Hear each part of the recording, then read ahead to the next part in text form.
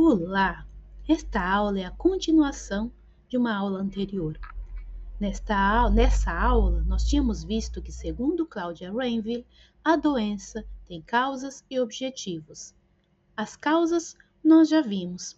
Então, vamos ver agora quais são esses objetivos de acordo com Claudia Rainville, é autora do livro A Metamedicina. Então, segundo a autora do livro, A Metamedicina, a doença pode surgir como forma de resolver questões internas que a pessoa não consegue resolver de outra forma. Pode ser uma forma de não trabalhar em um lugar ou em algo que nós não gostamos. Pode ser uma forma de pedir ajuda. Como assim, Mari? Se uma pessoa é considerada forte, sempre ajuda todo mundo, o que acontece? A imagem que ela passa é que ela é muito autônoma. É uma imagem de total autonomia.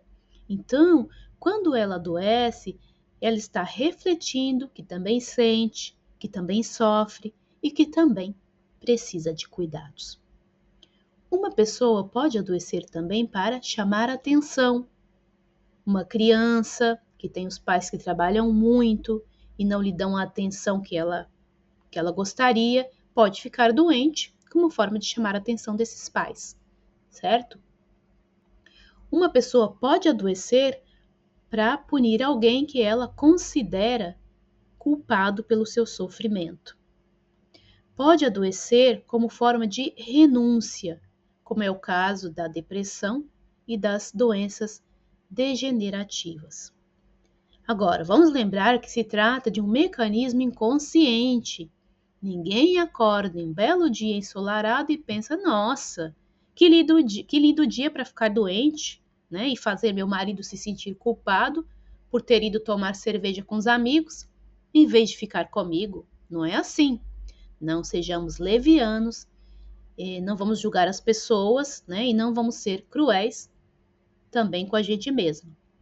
A ideia aqui é entender para resolver e não criticar ou julgar, tá? Porque tem terapeuta holístico que morre de vergonha até de pegar um resfriado. Enfim.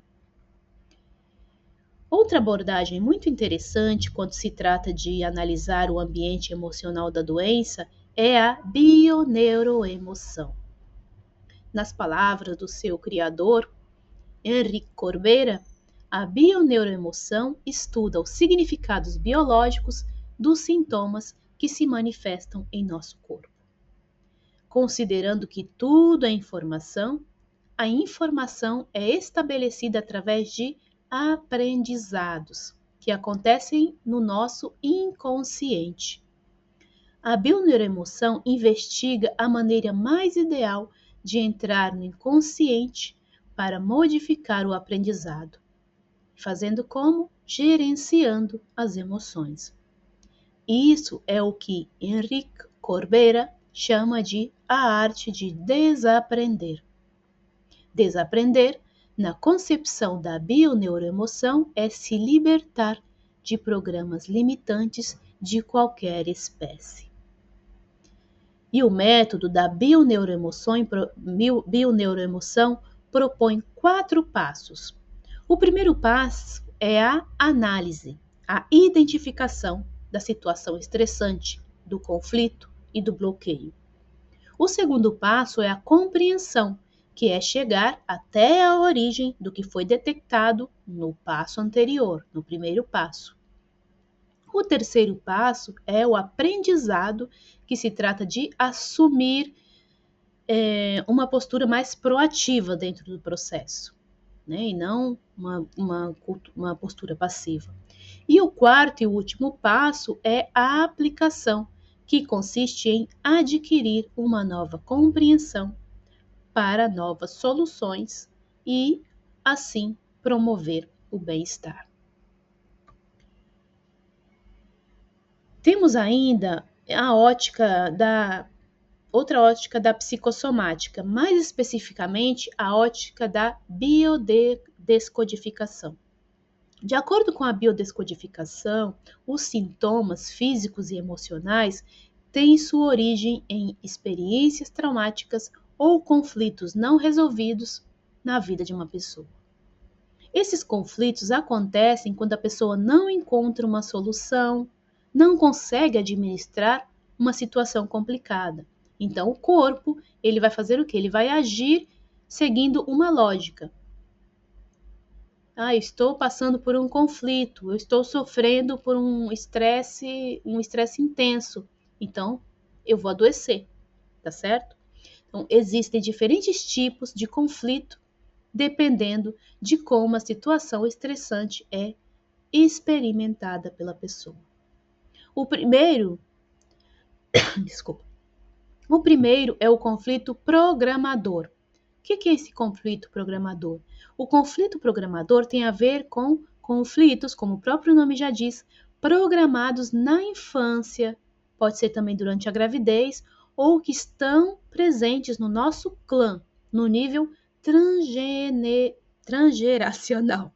Ou seja, alguém da nossa árvore lá atrás experimentou um evento traumático e isso foi passado de geração para geração.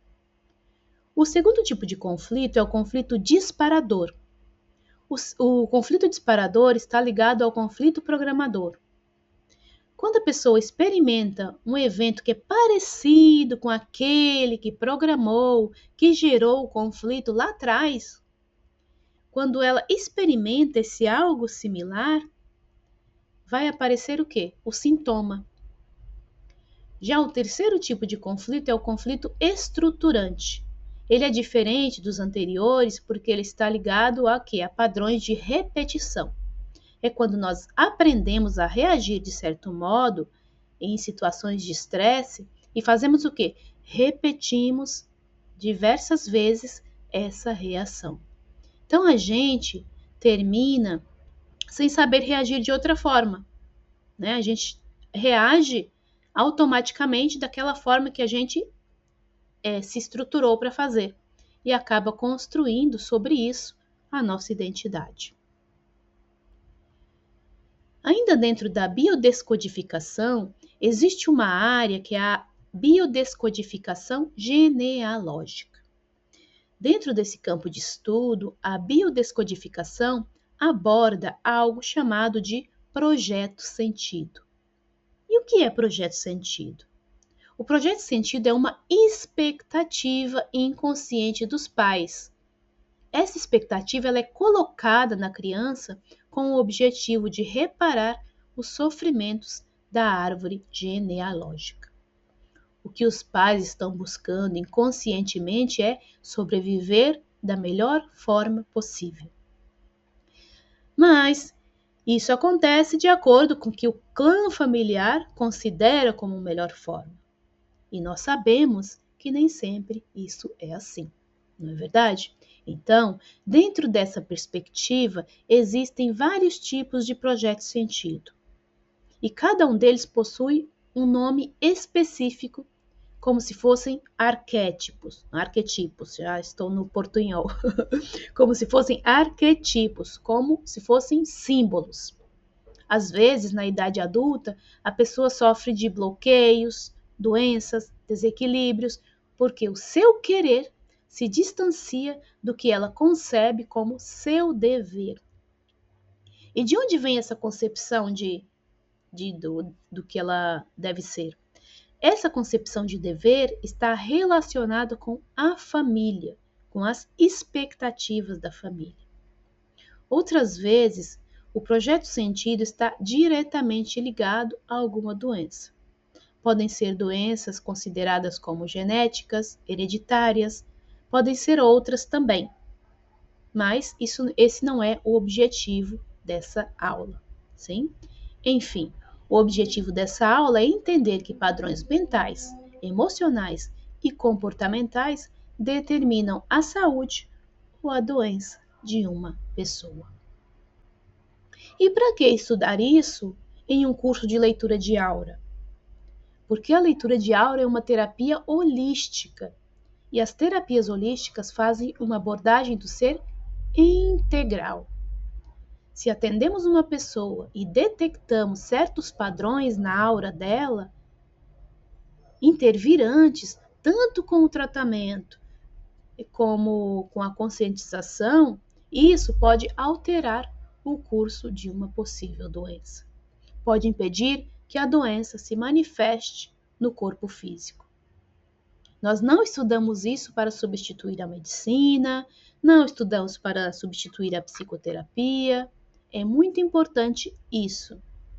E é indispensável deixar isso muito claro para os nossos consulentes.